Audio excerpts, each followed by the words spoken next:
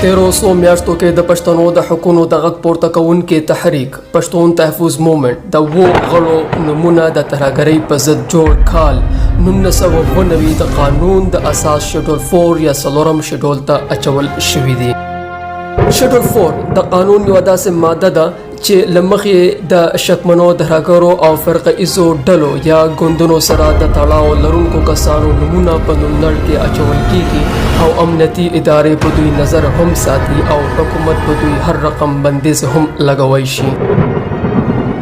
د پښتون ژغورنې غورځنګ یو غړی عالمزیب مسید میډیا ته وایي چې دغه تحریک د اوو فعالانو ادریس پشتین، زهیب پشتین، عبدالله نانگیال، اعجاز پشتین، شاهد شیرانی، تنویر جرار او محمد عالم نمونه حکومت د شکمنو ترهګرو په شیډول 4 فهرست کې اچولی دي. خو هغه وایي دوی به عدالت ته عریضه کوي چې باید د یادو فعالینو نمونه د دغه نوملړ څخه وویستل شي.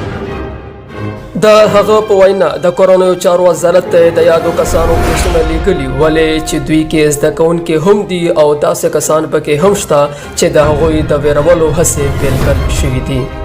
د پښتون ژغورنې غورځنګ ممبر عالمزیب مسید وایي د کورنیو چارو وزارت نه یې پوښتنه کړې چې تاسو په کوم دلیل د دوی نمونه شیډول 4 ته اچولي دي خو تر اوسه د دوی یعنی داخله وزارت ځواب لا نه دی راغلی.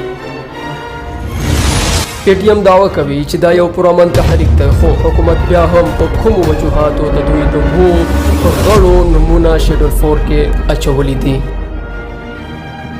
د کال 1990 د ترهګرۍ د مخنیوي د قانون لاندې د کومو شکمنو ترهګرو او فرقه ایزو ډلو سره د تړاو لرونکو کسانو نمونه چې دغه نوملړ کې اچول کیږي هغوی باندې قانون عملی کوونکي ادارې نظر هم ساتي او داسې کسان د خپل تګ راتګ نه خپل ځایي پولیس سټیشن یا تاڼه هر وخت خبره ساتي او دوی باندې نورې هم د سفر پابندي لګول کیږي.